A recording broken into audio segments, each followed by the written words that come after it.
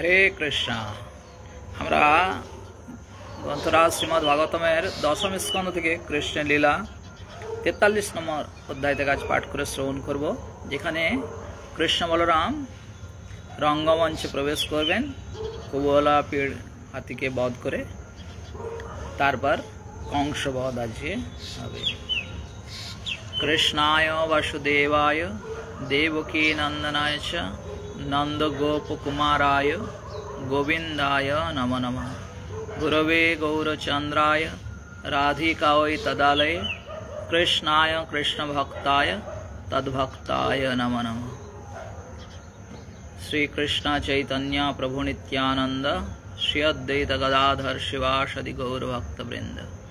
हरे कृष्णा कृष्णा कृष्णा हरे हरे, हरे राम राम राम हरे हरे।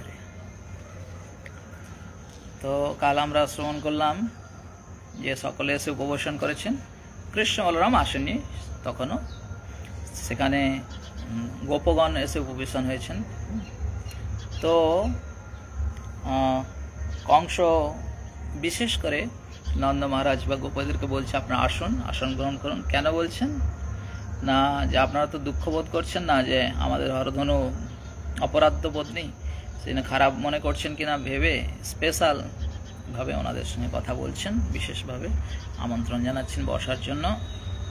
এখন বসেছেন, শুকদেব গোস্বামী বর্ণনা করছেন। শ্রী শুক ইবাচ অথ কৃষ্ণশ্চ রামশ্চ কৃত শৌচ পরন্তপ। স্বাভাবিক কোনো অনুষ্ঠানে যেতে গেলে কি করতে হয়, স্নান করে যেতে হয়। তো সে কথা বলা হচ্ছে যে রাম কৃষ্ণ অর্থাৎ বলরাম আর কৃষ্ণ। এখানে রামকৃষ্ণ মানে মৎস্যভুক রামকৃষ্ণ নয়। তো সে কথা বলা হচ্ছে অথ কৃষ্ণশ্চ রামশ্চ কৃত শৌচৌ পরন্তপ। শৌচৌ কেন হলো, দ্বিবচন, দ্বিবচন রাম কৃষ্ণ, কৃষ্ণ বলরাম আছে তাই দ্বিবচন হচ্ছে। মল্ল দুদুর ভির নির্ঘোষং শ্রুত্রা দুষ্টুম উপেতু। শুকদেব গোস্বামী বলেন, হে পরন্তপ, কৃষ্ণ বলরাম সকল প্রয়োজনীয় শৌচ সম্পাদন করে মল্লক্ষেত্রে দুন্দুবি নির্ঘোষ শ্রবণ করে কি হচ্ছে তা দর্শন করার জন্য সেখানে গমন করলেন। ওনাদের তো আসতেই বলেছিলেন, তোমরা আসছেন, পথে যারা দর্শন করবেন তাদের দর্শন দিতে দিতে যেভাবে বীর প্রবেশ করে সেইভাবে আসছে না। সেখানে বীরোচিত কর্মজনিত তাদের অপরাধ থেকে মুক্ত হওয়ার জন্য দুদিন আগেই কৃষ্ণ বলরাম তাদের শুদ্ধিক্রিয়া সম্পাদন করেছেন। ধনুর্ভঙ্গ অন্যান্য বিরোচিত কর্ম সম্পাদন করার পর তাদের পিতামাতা এখনো মুক্তি লাভ করেনি, অর্থাৎ বসুদেব দেবকী এখনো কারাগৃহে রয়েছে। তাই যদি এখন চিন্তা করছেন যে যদিও আমার মামাকে এই জন্য সাধারণত একটা কথা রয়েছে জানেন তো, কৃষ্ণ ভাগনারূপে এসছে বলে কোনো মামারা ভাগনাকে মারতে চায় না, তাই না? তো সে কথা বলা হচ্ছে যদিও সে আমাদের মামা, তবুও তাকে হত্যা করে আমাদের পক্ষে অন্যায় হবে না। কৃষ্ণ বলরাম এই চিন্তা করে নিশ্চিন্ত হলেন। কৃষ্ণ বলরামের কি পাপ, কৃষ্ণ বলরাম তো কংসকে উদ্ধার করে দেবেন, তাই না? রঙ্গদ্বারং সমাসাদ্য তস্মিন আগম অস্থিতম। তো রঙ্গদ্বার মানে বুঝতে পারছেন যে স্টেডিয়ামে এই মল্লযুদ্ধ হচ্ছে, তার দ্বার প্রবেশ দ্বারে আসার পরে কি দেখলেন, প্রথমেই মত্ত দুর্জন হস্তিকে রেখেছে না। আপশ্চাৎ কৌবলয় পীড়ম কৃষ্ণ অন্নষ্ঠ প্রচোদিতম। শ্রীকৃষ্ণ মল্লভূমির প্রবেশদ্বারে উপস্থিত হয়ে দেখলেন যে মাহুতের প্ররোচনায় কৌবলয়পীড় নামক হস্তি তার পথ বন্ধ করে রেখেছে, আর তাকে আবার প্ররোচনা দিচ্ছে কি কৃষ্ণকে কুচলে দেওয়ার জন্য। বদ্ধ পরিকর শৌরী সমুচ্চ কুটিলকান। কুটিল মানে কি? কুটিল মানে কুঞ্চিত, অলকান মানে কেশ। কিছু কিছু ওয়ার্ডের মানে না জানলে না শাস্ত্র পড়ে মজা আসবে না, সেই জন্য কিছু কিছু ওয়ার্ডের মানে জানতে হবে, আর একবার জানলেই তো মনে থাকবে। সেই জন্য আমি বলি, কারো যদি সাহিত্য রস আস্বাদন করার ইচ্ছাও থাকে তাও ভাগবতম পড়ুন, এরকম সুন্দর সুন্দর উপমা কেউ দেয়নি। বদ্ধা পরিকরং শৌরী সমুচ্চ কুটিলকান উবাচ হস্তিপম, মানে মাহুতকে বললেন, বাচা মেঘনাদ গম্ভীরায়। তো এই সম্পর্কে বলা হয়েছে, রূপ গোস্বামী কৃষ্ণের কোয়ালিটি বর্ণন করে বলছেন যে কৃষ্ণের কয়েকটা জিনিস হচ্ছে গভীর, নাভি গভীর, কণ্ঠস্বর গভীর, বুদ্ধি গভীর। হ্যাঁ, কৃষ্ণের কণ্ঠস্বর হচ্ছে গভীর। তার পরিধেয় বস্ত্রকে দৃঢ়ভাবে, অর্থাৎ আমরা জানি কোনো কাজ করতে গেলে আবার একটা বস্ত্র কোমরে বেঁধে নেওয়া হয়, তাই না? তার পরিধেয় বস্ত্রকে দৃঢ়ভাবে বন্ধন করে কুঞ্চিত অলোক রাশিকে পশ্চাতে একত্রে, যেগুলো এদিক ওদিক ছিল সেগুলোকে এখানে বেঁধে। তো অনেক সময় নায়করা দেখবেন কেশ রাখে, অ্যাকচুয়ালি ভগবান কেশ রাখলে সুন্দর দেখায়, আমাদের আর কি সৌন্দর্য, তাই না? ওই জন্য অনেকে ফলো করে। আর দেখবেন এখন অনেকে এরকম করে চুল কাটে, কেন না? ভক্তরা এরকম কাটে, তো ধীরে ধীরে সব সেই ভগবানকেই ফলো করে।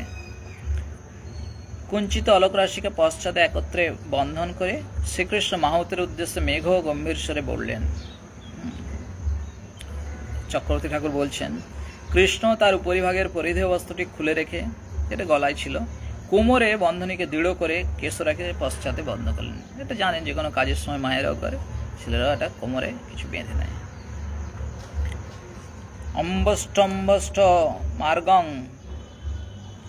মার্গং নো, আমাদের দুজনকে পথ ছেড়ে দাও, এটা বললেন।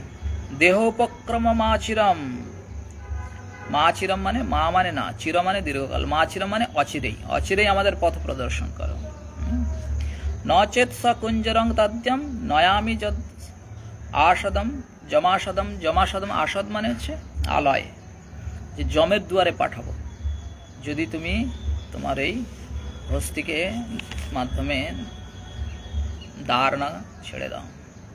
হে মাহুত, হে মাহুত, এখনই সরে যাও, আমাদের যেতে দাও। যদি না করো, আজই আমি তোমাকে তোমার হাতি উভয়কে জমালয়ে প্রেরণ করব। এবং নির্ভৎসিত অম্বষ্ঠ, অম্বষ্ঠ মানে মাহুত, কুপিত কপিতাম গজম, তিনি কি করলেন? নিজে ক্রুদ্ধ হলেন আর অঙ্কুশ দিয়ে হাতিকেও ক্রোধিত করলেন। চোদয়াম আশ কৃষ্ণায় কাল অন্তক যম উপমম, এইভাবে তিরস্কৃত হয়ে ক্রুদ্ধ মাহুত তার কালান্তক যমসদৃশ ক্রুদ্ধ হাতিকে শ্রীকৃষ্ণকে আক্রমণ করার জন্য পরিচালিত করলেন। তখন কি হলো? করিন্দ্রস্তম অভিদ্রুত, করিন্দ্র মানে হাতি, অনেকগুলো হাতির বলা হচ্ছে উদাহরণ, দ্বীপ মানে হাতি, করি মানে হাতি। করিন্দ্রম স্তম অভিদ্রুত করেণ তরসা গ্রহিত করদ বিগলিত সহমুখম নিয়তাঙ্ঘ্রি সলিলয়ত। সেই হস্তিরাজ কৃষ্ণের দিকে ধাবিত হয়ে ভয়ঙ্করভাবে তার সুঁড় দিয়ে তাকে ধারণ করল, কিন্তু কৃষ্ণ স্খলিত হয়ে তাকে আঘাত করে তার দৃষ্টির বাইরে তার পাগুলির মাঝে অন্তর্হিত হলেন। হাতি কি করবে? সুঁড় দ্বারা কৃষ্ণকে বন্ধন করতে চেষ্টা করলো, কৃষ্ণ ওখান থেকে গিয়ে, আর হাতি পিছনের দিকে দেখতে পায় না, তার পাগুলির মাঝে অন্তর্হিত হয়ে গেলেন, পিছন দিকে চলে এলেন। সংক্রুদ্ধস্তম চক্ষণ অচক্ষণ, কৃষ্ণকে ক্রুদ্ধ হয়ে দেখতে না পেয়ে ঘ্রাণ দৃষ্টি সকেশবম, তার হাতের ঘ্রাণ শক্তি খুব ভালো। পরামৃষৎ পুষ্করেণ সপ্রজ্য বিনির্গত, ভগবান কেশবকে দর্শনে অসমর্থে ক্রুদ্ধ হাতিটি তার ঘ্রাণেন্দ্রের দ্বারা তাকে অন্বেষণ করতে লাগলো। অর্থাৎ ঘ্রাণেন্দ্র মানে এখানে সুঁড়, এই জগতে সব থেকে বড় নাক হচ্ছে হাতির, অদ্ভুত এবং শক্তিশালী। কুবলয় পীড় ভগবানকে পুনরায় তার সুঁড় দিয়ে ধারণ করলে ভগবান নিজেকে বলপূর্বক মুক্ত করলেন। এখন যদি লীলা হয়, ভগবান প্রথম থেকে জিতে যায়, প্রথমে কি করতে হবে? প্রথমে নায়ক মার খাবে, তাই না? সেই জন্য কি হলো এখানে? কুবলয় পীড় ভগবানকে পুনরায় তার সুর দিয়ে ধারণ করলে ভগবান নিজেকে বলপূর্বক মুক্ত করলেন, আবার মুক্ত করে নিলেন। এখানে দেখাচ্ছেন কৃষ্ণ যে কৃষ্ণ সর্বাবস্থাতেই ভগবান। আপনারা বলুন, কোনোদিন কেউ হাতির চঙ্গুল থেকে, হাতির সুঁড়ের দ্বারা আবদ্ধ হলে মুক্ত হতে পারে কেউ? শুনেছেন কখনো? কৃষ্ণ ক্ষেত্রে কি আর অসম্ভব, তাই না?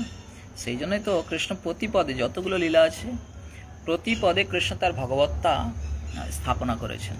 আর যার চোখ আছে সে স্বীকার করবে, না হলে বলবে অতিরঞ্জিত। তো সেটা তো ভগবান বুদ্ধি দিয়েছেন বিচার করার জন্য।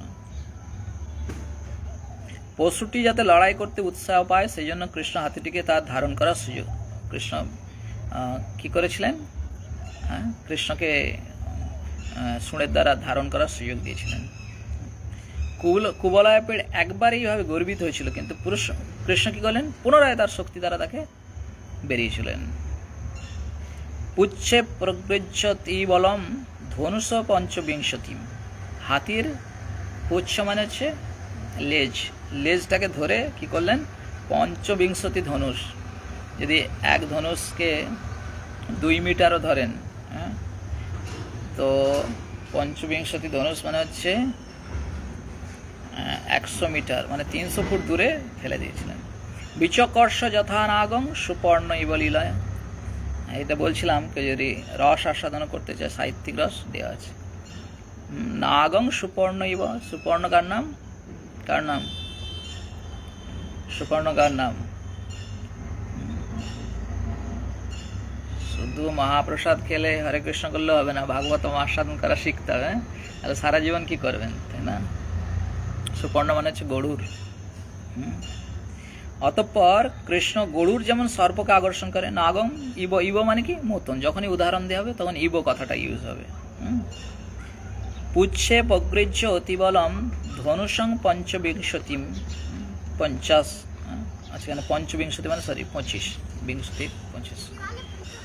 বিচকর্ষ যথানাগম সুপর্ণ ইব লীলয়া। তেমনি শক্তিশালী কুবলয়াপীড়কে তার পুচ্ছ ধারণ করে 25 ধনুক দৈর্ঘ্য পরিমাণ পর্যন্ত টেনে নিয়ে গেলেন। একটা হাতিকে টেনে নিয়ে যাওয়া মানুষের পক্ষে সম্ভব? সেই জন্য বলছি, যত লীলা পড়বেন ভক্তরা আনন্দিত হয়। আমাদের ভগবান কত সুন্দর লীলা করেন, তার কাছে তো কিছু নয়, 1 সেকেন্ডে মারতে পারেন, কিন্তু তাহলে লীলা হবে না। সপর্যা বর্তমানেন সব্য দক্ষিণ অচ্যুত বভ্রাম ভ্রাম্যমানেন গোবৎসেনের এব বালক। ভগবান অচ্যুত যখন হাতিটির পুচ্ছ ধারণ করলেন, তখন পশুটি তাকে ধরবার জন্য ডান দিকে ফিরলে কৃষ্ণ কারো দিক পিছন ধরে, এইদিকে ঘুরতে যাবে আর কৃষ্ণ করে উল্টো দিকে চলে যাবে। তখন পশুটি অর্থাৎ হাতিটি তাকে ধরবার জন্য ডান দিকে ফিরলে কৃষ্ণ বাম দিকে ঘোরালেন, আর যখন বাম দিকে ফিরছেন কৃষ্ণ ডান দিকে ঘোরাচ্ছেন। ঠিক যেমন কোনো বালক গোবৎসের পুচ্ছ ধারণ করে তাকে আকর্ষণ করে নানা দিকে ঘোরায়। উদাহরণগুলো দেখুন, আর চিত্রিত হচ্ছে এরকম সুন্দর বর্ণনা, কত সুন্দর বর্ণনা। সপর্যাবর্তন মানেন, এই দিক ওদিক করছেন। সর্বদক্ষিণে অত অচ্যুত, যখন দক্ষিণ মানে দায়ে। বভ্রাম ভ্রাম্য মানেন গোবৎসেন বালক। তারপরে কি হচ্ছে, তত অভিমুখম অভ্যুত্য পানিন্না আহত্য বারণম। দেখো বারণম মানে হাতি, কতগুলো হাতির ওয়ার্ড আসলো, তাই না? করিন্দ্র বারণম। পাদ্রবন পাতয়ামাশ স্পৃশ্যমান পদে পদে। কৃষ্ণ যখন হাতিটির মুখোমুখি হয়ে তাকে চাপড় মেরে ধাবিত হলেন, কুবলয়াপীড় ভগবানের পশ্চাতে ধাবিত হয়ে বারবার প্রতি পদক্ষেপে তাকে স্পর্শ করছিল, কিন্তু কৃষ্ণ কৌশলে তাকে হোঁচট খাইয়ে ভূতলে নিপতিত করলেন। সধাবন ক্রীড়য়া ভূমো পতিতা সহসত্থিতা তংমত্তা পতিতং ক্রুদ্ধ দন্তাভ্যাংশ অনৎক্ষিতিম। কৃষ্ণ সরে গিয়ে ক্রীড়াচ্ছলে ভূমিতে পতিত হয়েই সঙ্গে সঙ্গে উঠে পড়লেন, কিন্তু ক্রোধোন্মত্ত হস্তি কৃষ্ণকে পতিত মনে করে তার দাঁত দিয়ে তাকে বিদ্ধ করতে চেষ্টা করলেন, কিন্তু তার পরিবর্তে সে ভূমিকে আঘাত করলো। কেন? কৃষ্ণ তৎক্ষণাৎ সে সরে গেছে, তাই সেটা বলছে না। সবিক্রমে প্রতিহতে কুঞ্জরেন্দ্রিয় তমর্ষিত চদ্যমান মহামাত্রই কৃষ্ণম অভদ্র বদরুষা। তার বিক্রম ব্যর্থ হয়, সেই হস্তিরাজ কুবলয়াপীড় অসহিষ্ণু হয়ে উঠলেন। আরও রেগে যাবে না? কৃষ্ণ মারতে যাচ্ছে, মারতে পারছে না। মাহুর দ্বারা পরিচালিত হয়ে সে পুনরায় কৃষ্ণের দিকে ক্রুদ্ধভাবে ধাবিত হল। তম আপতম তম আস্বাদ্য ভগবান মধুসূদন নিগৃহ্য পানিনহন্তম পাতয়ামাশ ভূতলে। ভগবান মধুসূদন আক্রমণোদ্যত হস্তির সম্মুখীন হলেন, এক হাতে তার সুর ধারণ করে কৃষ্ণ তাকে উপতিত করলেন। পতিতস্য পদাক্রম্য মৃগেন্দ্র এই বলিলয়া। মৃগেন্দ্র মানে বুঝতে হবে মৃগেন্দ্র শব্দ কখন কি পারপাসে ব্যবহৃত হচ্ছে। এর আগে আমি বলেছি ইন্দ্র শব্দটি কোনো বস্তুর শ্রেষ্ঠত্ব প্রদান করে, রাজেন্দ্র, নৃপেন্দ্র। এখানে যখন ভাগবতম সপ্তম স্কন্ধ পড়বেন তখন মৃগেন্দ্র মানে হচ্ছে মৃগেন্দ্র মানে বা মৃগ মানে সেখানে হচ্ছে সিংহ। এখানে মৃগ শব্দের অর্থ হচ্ছে হাতি। কখন মৃগ শব্দের স্বাভাবিক অর্থ হচ্ছে কি পশু। তো এখন যখন যখন পশুদের রাজার বলা হবে তখন কখন কিওয়ার্ডে ইউজ হচ্ছে এটা বুঝে নিতে হবে। মাউত দ্বারা পরিচালিত সেই আচ্ছা অতীতস্য পদাক্রম মৃগেন্দ্র ইব লীলয়া দন্তমুৎপাট্য তেন এবং হস্তি পাংশ্চ আবাহন হরি। তো ভগবান কি করলেন যখন পতিত দুটো দাঁত, অতঃপর ভগবান, আচ্ছা এখানে মৃগেন্দ্র মানে সিংহেই দেওয়া আছে, সরি। অতঃপর ভগবান শ্রীহরি শক্তিশালী সিংহের মতো সেই হাতিটিকে আক্রমণ করে তার একটি দাঁত উৎপাটন করে সেটি দিয়েই সেই পশু তার পালককে বধ করলেন। হাতিরই একটা দাঁত নিয়ে নিলেন আর ওই দাঁত দিয়ে হাতির দাঁত দিয়ে হাতিকে বধ করলেন আর মাহুতকে বধ করলেন। মৃত এখানে কতগুলো ওয়ার্ড পারলেন। হাতির এখানে 12 নম্বর ছিল এখানে দীপ, দীপ দয়রসি দয়বয়রসি প, দীপ মানে হচ্ছে হাতি, আর দয়বয় দীপি প, দীপ মানে হচ্ছে দ্বীপ। মৃতকং দীপম উৎসৃজ্য দন্ত পানি সমাবিশত অংশ, অংশ মানে হচ্ছে স্কন্ধ, অংশ নস্ত বিষান অশ্রিক মদবিন্দুর অভিঙ্কত। মদবিন্দু মানে ঘামের বিন্দু বিন্দু রয়েছে, পরিশ্রম হয়েছে না হাতিবধ করতে। কি হাতিবধ কি সহজ কথা? শুনেছেন কাউকে হাতির সঙ্গে লড়াই করে বধ করা? দূর থেকে গুলি করে তো বীরাপ্পানারে অনেকে হত্যা করেছে। হাতি বা সিংহ বা বাঘার মতো বাঘ বধ করা এত সহজ না। তাই বিন্দু বিন্দু ঘাম রয়েছে। এমনি কৃষ্ণ সুন্দর, তাতে কুঞ্চিত কেশদাম রয়েছে, আবার বিন্দু বিন্দু ঘাম রয়েছে। বিরুদ্ধ শ্বেদ কণিকা, শ্বেদ কণিকা মানে শ্বেদ মানে ঘাম, কণিকা মানে বুঝতে পারছেন। বদনর অম্বুরহ বভু, অম্বুরহ মানে অম্বুর, অম্বু মানে কি? অম্বু মানে জল, অম্বুরহ মানে পদ্মের মতো। সেরকম পদ্মে যেমন কোড়কে ফোটা ফোটা থাকে সেরকম সুন্দর লাগছে। মৃত হাতিটিকে পরিত্যাগ করে কৃষ্ণ হাতির দাঁতটি ধারণ করে মল্লস্থলে প্রবেশ করলেন। তার স্কন্ধে হাতির দাঁতটি স্থাপিত, হাতির রক্ত শ্বেদবিন্দু সমূহ তার সমস্ত শরীরে ছড়ানো, তার পদ্মসদৃশ্য মুখমণ্ডলে আপন উদ্গত শ্বেদবিন্দু, এরূপ পরম সৌন্দর্যে ভগবান যখন শোভিত হয়েছিলেন। তো ভগবান যে রঙ্গে প্রবেশ করেছিলেন এখানে একটি এরকম হাতির দাঁত নিয়ে বীর বিক্রমে প্রবেশ করেন। স্বাভাবিক, ওখানে তো মল্লযুদ্ধ হচ্ছে, মল্লযুদ্ধের সময় মল্লযুদ্ধের মতো ড্রেস সেরকম মনোভাব থাকলে ভালো হয়। ক্রিকেট খেলা তো আর লুঙ্গি পরে হবে না, তাই না? যেখানে যেরকম ড্রেস সেখানে যখন পূজা করবেন সেখানে একটা বিধানই রয়েছে, যে সেলাই করা বস্ত্র পরিধান করা যাবে না। সেদিন সাধারণত উত্তরীয় আর ধুতি পরিধান করা যায়। তো কৃষ্ণ এখন যুদ্ধ করতে যাচ্ছেন, সবাই জানে ওখানে যুদ্ধ হবে। তো সেখানে কী হয়েছে, হাতির দাঁত, আর হাতিকে বধ করা বলে দাঁত থাকলে কি দাঁত যখন উপড়ে নেবে সেখানে কী হবে, রক্ত থাকবে। কৃষ্ণের বস্ত্র হচ্ছে হলুদ বর্ণ, তাতে রক্তের ফোঁটা থাকে কেমন লাগবে একটু কল্পনা করুন। তার পদ্ম সদৃশ্য মুখমণ্ডলে আপন উদ্গত শ্বেদবিন্দু, এরূপ পরম সৌন্দর্যে ভগবান তখন শোভিত ছিলেন। আর কারা ছিল ওখানে? সঙ্গে সঙ্গে কৃষ্ণের পিছনে কিছু বালকেরা কৃষ্ণের অনিষ্ট হতে পারে এবং কৃষ্ণের বিক্রম সম্পর্কে জানে, তবুও তারা পিছনে ছিল যে কৃষ্ণ কোনো ক্ষতি না করতে পারে। কি হবে না হবে পরের কথা, তাদের কি শক্তি আছে না আছে পরের কথা, কিন্তু ভগবানের কোনো ক্ষতি হতে দেবে না। বৃত গোপৌ কতিপয়র বলদেব জনার্দন, বলরামার একটা দাঁত নিয়েছেন, জনার্দন দুজনে গেছেন, বলদেব জনার্দন, মানে জনার্দন মানে কৃষ্ণকে বলা হচ্ছে। রঙ্গং বিবি শতুরাজন গজদন্ত বড় আয়ুধ, আয়ুধ কি ছিল? বড় আয়ুধ মানে আয়ুধ শ্রেষ্ঠ, গজদন্ত। দুটি দাঁত নিয়ে দুজনে বীর বিক্রমে প্রবেশ করলেন। হে রাজন, শ্রী বলদেব ও শ্রী জনার্দন প্রত্যেকে একটি গজদন্ত রূপ অস্ত্র হাতে কতিপয় গোপবালক পরিবেষ্টিত হয়ে মল্লক্রীড়াস্থলে প্রবেশ করলেন। আর সেখানে গিয়ে সকলে কি হলো, কি দেখলেন? কৃষ্ণ যে অভূতপূর্ব রূপ, বিভিন্ন জন বিভিন্ন রূপে দর্শন করেছেন। যিনি যে মানসিকতা পোষণ করেন তিনি সেই রূপে দর্শন করেছেন, সে কথা এখানে বলা হচ্ছে। এই শ্লোকটা মুখস্থ রাখলে খুব ভালো লাগবে। কৃষ্ণের সেই ছবিটা যে রূপে মল্ল ওখানে দাঁড়িয়ে রয়েছেন, কী রূপে দর্শন করে শুকদেব গোস্বামী বর্ণনা করছেন, চিত্রিত করছেন। একে বলে লাইভ টেলিকাস্ট। সবাই লাইভ দেখতে পছন্দ করে, তাই না? কৃষ্ণ শ্রীমদ্ ভাগবতম হচ্ছে ভক্ত ভগবানের লীলার বিভিন্ন অবতারদের, তার মহান মহান ভক্তদের লাইভ টেলিকাস্ট। যারা এই লাইভ টেলিকাস্ট নেই দেখবে তো লাইভ ভিডিও দেখতে হবে আর কি, আরজিকার কাণ্ডে পড়ে থাকতে হবে।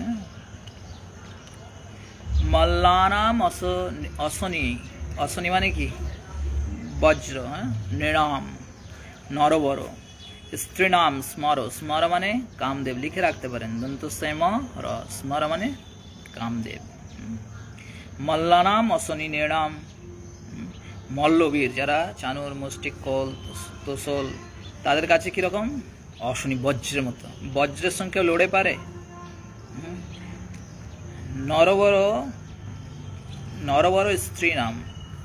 আর নৃণাম নরবর, রাজাদের কাছে কি? নরশ্রেষ্ঠ রূপে তিনি দেখলেন। সমস্ত মানুষদের কাছে তিনি কি? রাজার মতো দেখলেন।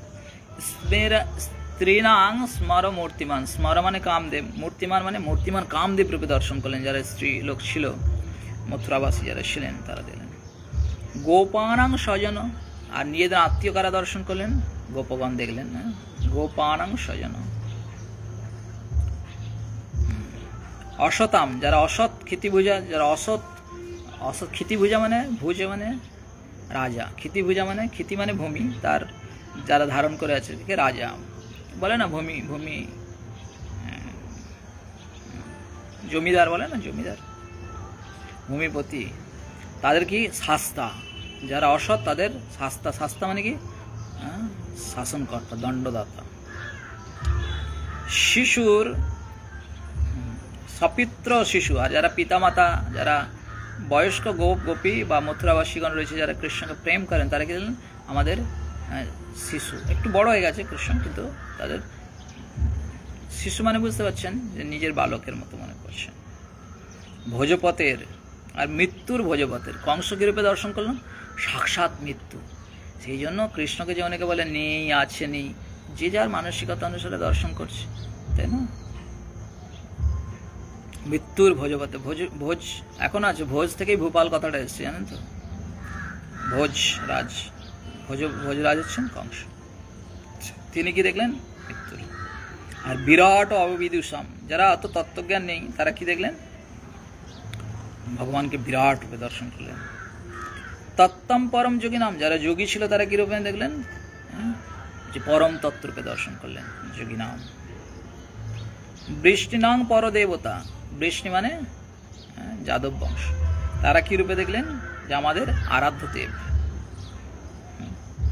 ইতি বিদিত্যা রঙ্গম গতস অগ্রজ, তিনি তার জ্যেষ্ঠ ভ্রাতার সঙ্গে সেইভাবে প্রবেশ করলেন। আবার পড়ছি শ্লোকটা, দশম স্কন্ধের 43 নম্বর অধ্যায়ের 17 নম্বর শ্লোক।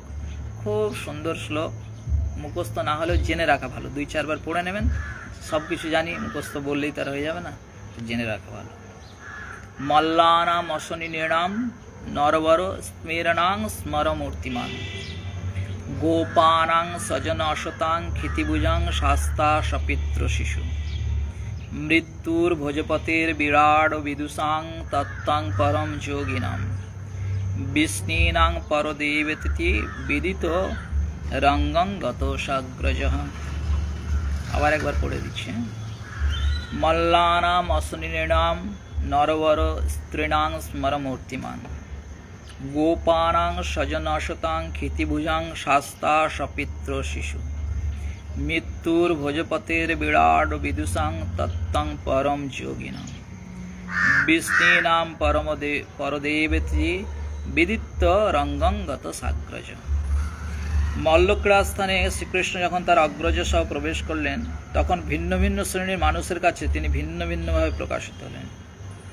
মল্লযোদ্ধাগণ তাকে ব্রজের মতো, মথুরার জনসাধারণ তাকে নরশ্রেষ্ঠ বজ্রের মতো, মথুরার জনসাধারণ তাকে নরশ্রেষ্ঠ রূপে, রমণীগণ তাকে মূর্তিমান কাম রূপে, কামদেব রূপে, গোপগণ তাকে স্বজন আত্মীয় রূপে, অধার্মিক রাজাগণ তাকে দণ্ডদাতা রূপে, পিতামাতাগণ তাদের স্নেহের সন্তান রূপে, ভোজরাজ কংসের কাছে মৃত্যু রূপে, অল্পবুদ্ধি মানুষেরা তাকে বিরাট রূপে, যোগীগণ পরম তত্ত্ব রূপে, বৃষ্ণিগণ তাদের পরম পূজ্য পরমারাধ্য বিগ্রহ রূপে দর্শন করলেন। কেন এরকম দর্শন করলো? যে যে রসে রসে, সেরকম রস কত প্রকার? 7 প্রকার মুখ্য রস, 5 প্রকার মুখ্য রস, 7 প্রকার গৌণ রস। সেই গৌণ রসগুলো কি? টোটাল যে 12 প্রকার রস রয়েছে, এখানে 10টা বলা হচ্ছে, তো শ্রীধর স্বামী 10টা বলেছেন, রূপ গোস্বামী 12টার কথা বলেছেন। রৌদ্র অদ্ভুতশ্চ শৃঙ্গার হাস্যং বিরোদয়া তথা ভয়ানকস্য বিভৎস শান্ত সপ্রেম ভক্তিকা। রৌদ্র কাদের? রৌদ্র মানে বীর রস, অদ্ভুত পুরবাসীগণ, মধুর রমণীগণ, গোপগণ হাস্যরস মানে বন্ধুগণ, বীর রাজন্যগণ, মাতা পিতা, আচ্ছা তার পিতামাতার দয়া, পিতামাতার ভয়ানক কংসের, বিভৎস অজ্ঞ ব্যক্তিগণ, শান্ত যোগীগণ, প্রেমভক্তি হচ্ছে বিষ্ণুগণের। মল্লযোদ্ধা কংস অধার্মিক রাজারা কৃষ্ণকে ভয়ঙ্কর ক্রুদ্ধ ভয়প্রদ রূপে গ্রহণ করেছিল, কারণ তারা পরমেশ্বর ভগবানের প্রকৃত অবস্থান হৃদয়ঙ্গম করতে পারেনি। ভগবান কৃষ্ণ সকলেরই বন্ধু এবং শুভাকাঙ্ক্ষী, কিন্তু যেহেতু আমরা তার বিরুদ্ধে বৈরী আচরণ করি, তাই তিনি আমাদের দণ্ডদান করেন, আর তখন তাকে আমরা ভয়প্রদ বলে মনে করি। প্রকৃতপক্ষে কৃষ্ণ বা ভগবান কৃপাময়, আর তিনি যখন আমাদের দণ্ডদান করেন সেটিও তার কৃপা। হ্যাঁ, শ্রীল রূপ গোস্বামী 5টি মুখ্য রস আর 7টি গৌণ রস বলছি, একবার সবসময় আমারও মনে থাকে না, 2 বার পড়বো, মনে থাকবে। শান্ত, দাস্য, সখ্য, বাৎসল্য, মধুর, এই 5টি হচ্ছে মুখ্য রস। 7টি গৌণ রস, হাস্য, অদ্ভুত, বীর, করুণ, রৌদ্র, ভয়ানক, বিভৎস, এই 7টি হচ্ছে গৌণ রস। আবার একবার বলছি, শান্ত, দাস্য, সখ্য, বাৎসল্য, এই 5টি হচ্ছে মধুর, হাস্য, অদ্ভুত, বীর, করুণ, রৌদ্র, ভয়ানক, বিভৎস, এই 7টি হচ্ছে গৌণ রস। তো তারপরে কি হলো? এটা দর্শন করলেন সকলে। হতং কুবলয় পীড়ং দৃষ্টা তাবপি দুর্জয় কংস মনস্বপি তদা ভৃশম উদ্বিজে নৃপঃ। এখন কংসকে আর আলাদা করে রিপোর্ট করতে হয়নি যে কৃষ্ণ কুবলয় পীড়কে বধ করেছে। কেন? তার নিশানা, তার কি বলে সবুত, উইটনেস স্বয়ং কৃষ্ণ বলরাম নিয়ে এসছেন, ওই হাতির দাঁত দুটো উঠিয়ে নিয়ে চলে এসছেন। এটা দেখে কি বোঝা যাচ্ছে? আলাদা করে বলতে হচ্ছে না যে কৃষ্ণ কুবলয় পীড়কে বধ করেছে। এখন কি হতে চলেছে ভাবুন। হে রাজন, কুবলয় পীড়কে মৃত এবং সেই 2 ভাইকে অপরাজেয় দর্শন করে কংস অত্যন্ত উদ্বিগ্ন হলেন। তৌরেজতুরঙ্গত মহাভুজ বিচিত্র বেশ ভরণ শ্রকম্বর। শ্রক মানে মালা, অম্বর মানে বস্ত্র। কিরকম বস্ত্র পরিধান করেছেন? বিচিত্র বস্ত্র, অর্থাৎ সুন্দর বস্ত্র পরিধান করেছেন। তাতে আবার বলরাম নীল কালারের বস্ত্র পরিধান করেছেন, কৃষ্ণ হলুদ কালারের বস্ত্র পরিধান করেছেন, তাতে আবার রক্তের ছিটা রয়েছে। কিরকম? যথা নট উত্তম বেশধারীণ, যেমন যারা অভিনয় করে তারা যেমন উত্তম বেশ ধারণ করেন সেরকম। মনক্ষিপন্ত প্রভা নিরীক্ষতম, এত সুন্দর যে কারো চোখ কৃষ্ণ বলরাম থেকে এইদিক ওদিক হচ্ছিল না।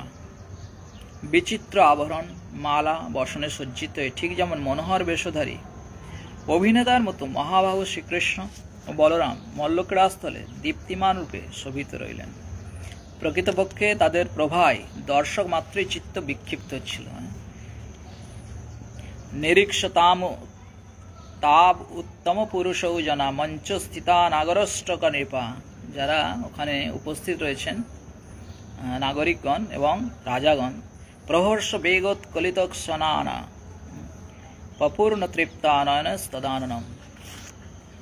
হে রাজন, নগরবাসী জনপদবাসীগণ দর্শক মঞ্চতে সেই দুই পরম পুরুষদ্বয়কে অপলোক নয়নে দর্শন করছিল। কিরকম দর্শন করছিলেন কৃষ্ণকে?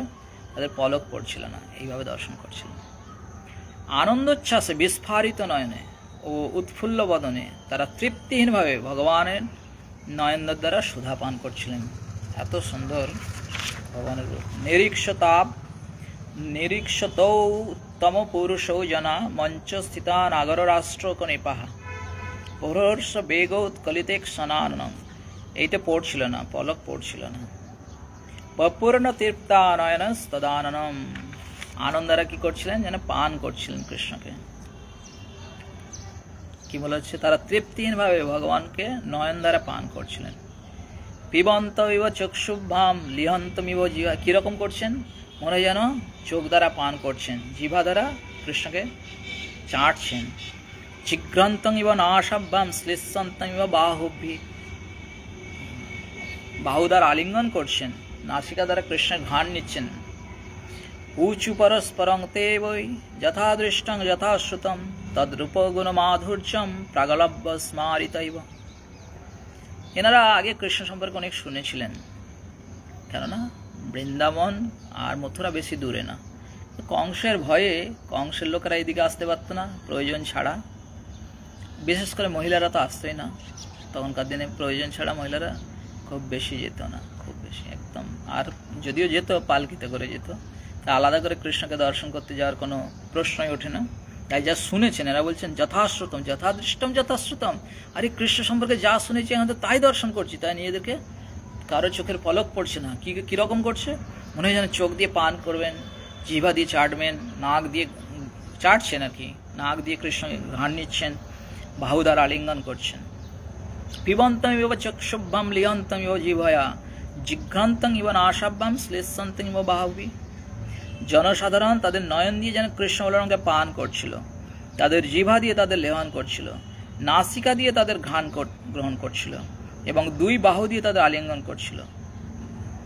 ভগবান দয়ের মানে কৃষ্ণ বলরাম রূপ গুণ মাধুর্য বীরত্ব সমস্মরণ করে তারা যা দর্শন করেছিল, তারা যা শ্রবণ করেছিল, সেই সব একে অপরকে বললেন।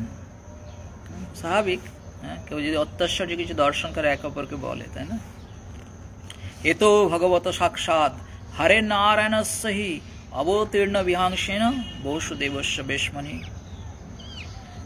এই দুই বালক নিশ্চয়ই ভগবান নারায়ণের অংশ প্রকাশ রূপে জন্মগ্রহণ করেছে, বসুদেবের গৃহে অবতীর্ণ হয়েছেন। এষ বৈ কিল দেববাক্যং জাতনীতশ্চ গোকুলম কালমেতং বসন গুড়ো ববৃধে নন্দ বেশমণি।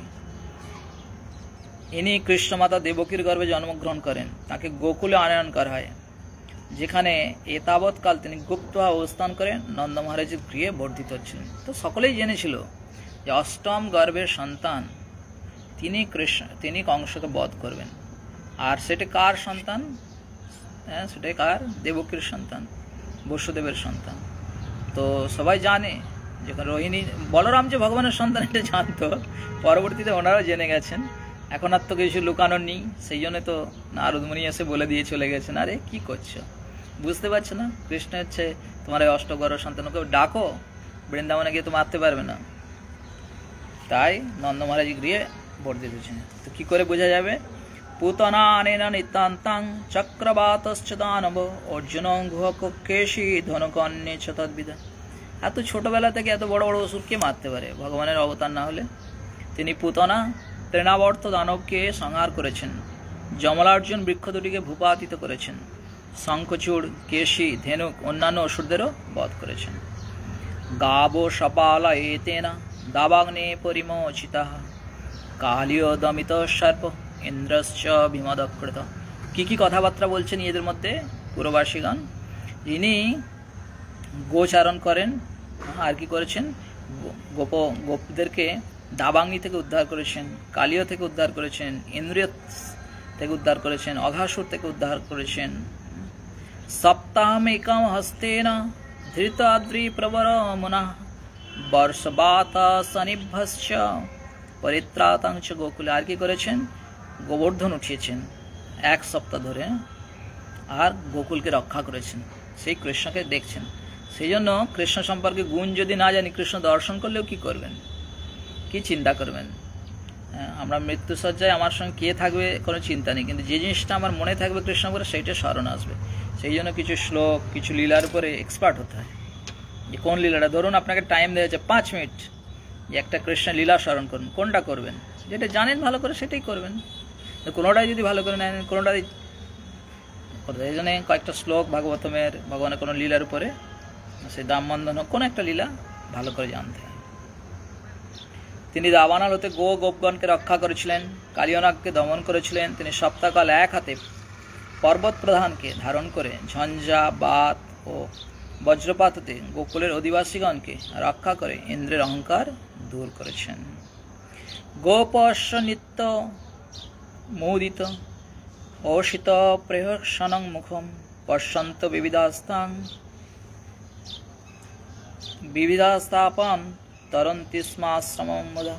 গোপীগণ তার চিরপ্রফুল্লহাস্য কটাক্ষযুক্ত মুখমণ্ডল অবলোকন করে অক্লেশে সমস্ত সন্তাপ অতিক্রম করে পরমানন্দ প্রাপ্ত হন। গোপীদের কথা বলছেন যে তারা কৃষ্ণের সঙ্গে বার্তালাপ করে, কৃষ্ণের কথা শ্রবণ করে, কৃষ্ণের কটাক্ষ দৃষ্টি মানে কি, ঈষৎ এইদিকে না তাকিয়ে চোখের কোন দিক দিয়ে তাকানো, তো তার দ্বারা কৃষ্ণের আর ঈষৎ হাসিযুক্ত মুখমণ্ডল দর্শন করে কি করতেন? আনন্দিত হতেন। বদন্তি অনেন বংশয়ম যদো শুভঃ বিশ্রিতঃ শ্রিয়ং যশ মহত্তং চ লপস্যতে পরিরক্ষিত। বলা হয় যে তার পূর্ণ সুরক্ষাধীনে যদুবংশ অতি বিখ্যাত হয়ে শ্রী যশ মহত্ব লাভ করবে। অয়ং চ অগ্রজ শ্রীমান রাম কমল লোচন। এখানে বলরামের মহিমা বর্ণনা করছেন।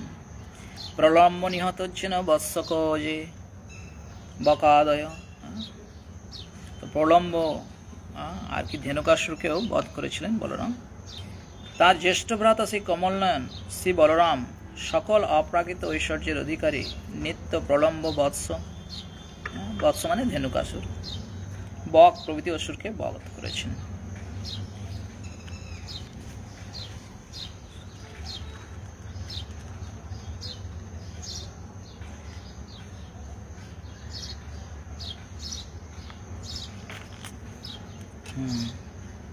জনেষু এবং ব্রুবানাং তুর্যেষু নিরস্য কৃষ্ণ রাম সমভ্যাস্য চানুরৌ আক্রম অব্রবীত। সেখানে কি হলো? তুমুল বাদ্য বেজে উঠল। জনসাধারণ যখন এইভাবে কথা বলছিল, বাদ্যযন্ত্রটি বাজানো হচ্ছিল, তখন কৃষ্ণ বলরামের উদ্দেশ্য করে মল্লযুদ্ধ চানুর এই কথাগুলি বললেন। যুদ্ধের আগে কি হয়? কিছু গালিগালাজ হয়, কে কত কোন মায়ের দুধ, তোমার পিতামাতা ঠিক আছে কিনা, এসো, যে দুধ পান করে থাকে এসো, নাহলে আজকেই তোমাকে জমের দ্বারে পাঠাবো, এরকম না বললে যুদ্ধ হবে। একটু গালিগালাজ, মারপিটের আগে কি বলে সক্রাটিস, কি বলছে? বৃষ্টির আগে মেঘ অর্জন হয় না? তেমনি যুদ্ধ হওয়ার আগে একটু বাক্যালাপ হবে, কড়া বাক্যালাপ আদান প্রদান হবে, তাই না? সেটা বলা হচ্ছে। কি বললেন? হে নন্দ শুনো, হে রাম ভবন্ত বীর সম্মত নিশুদ্ধ কুশল সুত্তা রাজ্ঞা হত দিদুক্ষত। হে কৃষ্ণ বলরাম, তোমাদের অনেক কথা শুনেছি, অনেক অসুরকে বধ করেছে। আজকে দেখা যাবে, রাজার কাছ থেকে শুনেছি, রাজা তোমাদেরকে নিয়ে এসছে, আজকে একটু দেখাও। তোমাদের দর্শন করতে চেয়ে রাজা এসেছে, তো তাদের বীর একটু দেখাও, বীরত্ব। শানুর বলল, হে নন্দপুত্র, হে রাম, তোমরা দুজনে বীরগণ দ্বারা মল্লযুদ্ধের সুনুপিয়ন বলে সম্মানিত। তোমাদের শক্তির কথা শ্রবণ করে রাজা স্বয়ং তা দর্শন করতে চেয়ে এখানে তোমাদের আহ্বান করেছেন। প্রিয়ং রাজ্ঞং প্রকুর্বরত্ত শ্রেয় বিন্দস্তি বৈ প্রজা মনসা কর্মণা বাচা বিপরীতম অতন্যথা। রাজার বিপরীত আচরণ করতে নেই, মন, কায় ও বাক্যের দ্বারা প্রজাগণ তারা তাদের মনন, কর্ম, বাক্যের দ্বারা রাজার আনন্দ বিধানের চেষ্টা করে, তারা নিশ্চিত রূপে মঙ্গল লাভ করে। কিন্তু যারা তা করতে ব্যর্থ, তাদের কি হয়? বিপরীত ফল, অর্থাৎ তাদের রাজা কি করে? মৃত্যুদণ্ড প্রদান করে। নিত্যং প্রমোদিত গোপা বৎসপালা যথাস্ফুটম বনেশু মল যুদ্ধেশু ক্রীড়ন্তশ্চারয়ন্তিগা। এই সর্বজ্ঞাত যে গোপবালকেরা সর্বদা আনন্দিত হয়, তাদের গোবৎস পালন করে, বিভিন্ন বনে যখন পশুরা চারণ করে তখন বালকেরা ক্রীড়াচ্ছলে একে অপরের সঙ্গে মল্লযুদ্ধ করে। আর বলরাম হচ্ছে মল্লযুদ্ধের মাস্টার, কৃষ্ণ জানেন। বিশেষ করে গদা যুদ্ধের যে গুরু, আদি গুরু বলরামকে বলা হয়। এখনও আপনারা জানেন হরিয়ানাতে, বিশেষ করে রাজস্থানেও রয়েছে মল্লযুদ্ধ খুব ফেমাস। কি বলে এইগুলোকে? মল্লযুদ্ধকে পেহলবান, যারা পেহলবান বলে, তো খুব এখন চলে মল্লযুদ্ধ। তস্মাৎ রাজ্ঞা প্রিয়ং জুয়ং বয়ং চ করবাম হে ভূতানি না প্রসিদন্তি সর্বভূতময় নির্ভর।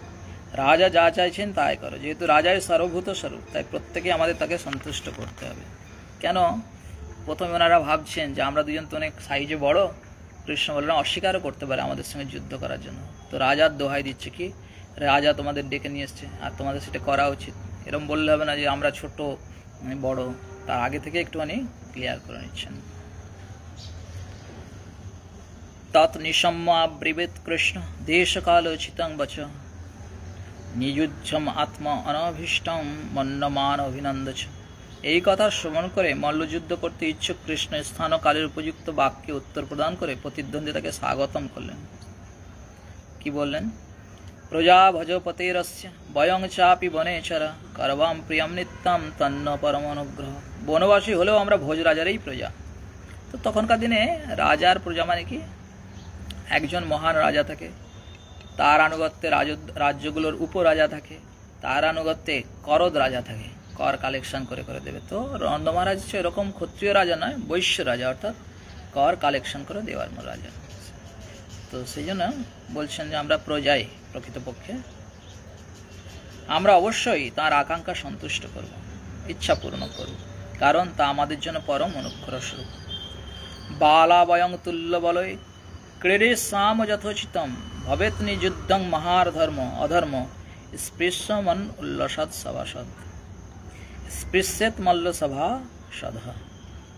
কি বলছেন? আমরা বালক নাই, সমশক্তি সম্পন্নদের সঙ্গে ক্রীড়া করা উচিত। কি বললেন? এখানে কৃষ্ণ ছাড়ছেন না, জগতের জন্য দৃষ্টান্ত দিয়ে যাচ্ছেন কি, যে আমি বালক, তো মল্লযুদ্ধের একটা বিধান কি আপনারা জানেন। এইবারেও তো একজনকে আমাদের খেলতে দেয়নি 100 গ্রাম বেশি হওয়ার জন্য, অর্থাৎ ওজনে আর এতে সমান সমান হতে হবে। কম হলে চলবে, বেশি হলে হবে না, মানে কাছাকাছি হলেই হবে, কিন্তু বেশি হলে হবে না, শক্তির বেশি হলে। অর্থাৎ ধরুন 100 কিলোর হচ্ছে, তো 100 থেকে বেশি হলে হবে না। এখানে কৃষ্ণ সে কথা বলছেন। তো এখনও দেখুন ওই নীতিই চলছে, তাই না অলিম্পিকে। আমরা বালক মাত্র, সমশক্তি সম্পন্নদের মধ্যেই ক্রীড়া উচিত। মল্লযুদ্ধের ক্রীড়া ন্যায়সঙ্গত উচিত, যাতে মাননীয় দর্শকবৃন্দের অধর্মে স্পর্শ না করে। কেন? অধর্ম এবং যেখানে হয় সেটা দর্শন করলেও পাপ লাগে, যদি কিছু না বলা হয় প্রতি। চানুরৌবাচ ন বাল ন কিশোরস্তং বালশ্চ বলিনাং বরহ লীলায়েব্য হত যেন সহস্রদীপ সপ্তভিত। চানুর বলল, মহাবলশালী তুমি, বলরাম শিশু নও। কেন? এই 1000 হাতির থেকেও বেশি শক্তি হচ্ছে আমাদের কুবলায় ভিড়, তাকে তোমরা বধ করেছো। সহস্রদীপ সপ্তবৎ, হাজার শক্তি সম্পন্ন, হাতির শক্তি সম্পন্ন। আগে অশ্বশক্তি বা হস্তি শক্তির সঙ্গে পরিমাপ করা তো কোনো শক্তি। বলশালী তুমি বলরাম শিশু নয়, অথবা এমনকি কিশোরও নয়। শেষ পর্যন্ত সহস্র হাতির বল সম্পন্ন এক হস্তিকে তুমি ক্রীড়াচ্ছলে বধ করেছো, আমাদের সঙ্গে তোমাদের যুদ্ধ করতে কি অসুবিধে? এই কথা বলল। তস্মাৎ ভবদ্ভ্যাম বলিভির যোদ্ধব্যাম নয়ত্র বৈ মই বিক্রম বার্ষেয় বলেন সমষ্টি। অতএব তোমাদের দুজনের উচিত বলশালী যোদ্ধাদের সঙ্গে যুদ্ধ করা। হে বৃষ্ণিবংশ, তুমি যদি আমার বিরুদ্ধে তোমার শক্তির প্রদর্শন করো, বলরাম মুষ্টিকের বিরুদ্ধে যুদ্ধ করে, সেখানে অবশ্যই কোনো অধর্ম হবে না। ওরা যুক্তি দিচ্ছে যে আপনারা তো এখানে দেখাচ্ছে ছবিটা কীভাবে কৃষ্ণ মারছে, যে তোমরা তো তোমাদের বলছো শক্তি নেই, বালক, তোমরা তো সহস্র হাতির থেকে বেশি বল। কেন? তোমরা তো দেখলাম যে এই যে তোমাদের ঘাড়ে যে হাতির দাঁতগুলো রয়েছে, এগুলো তো তারই প্রতীক বহন করছে। তাই তোমরা বল ঠিক আছে, তাই হবে। কে কার সঙ্গে যুদ্ধ করবে সেটা বললেন এখানে। কালকে কংস বধ হবে, খুব সুন্দর করে শুকদেব গোস্বামী বর্ণনা করছেন কৃষ্ণের কংস বধ। সমস্ত লীলাই মধুর, আমরা পড়বো ধীরে ধীরে। सकल का असंख्य धन्यवाद। हरे कृष्णा कृष्णा कृष्णा हरे हरे, हरे राम राम राम हरे हरे। अंतरा श्रीमद् भगवतम की, कृष्णचंद्र भगवान की, समवेत भक्त वृंद की घोर प्रेमानंदे हरि हरि।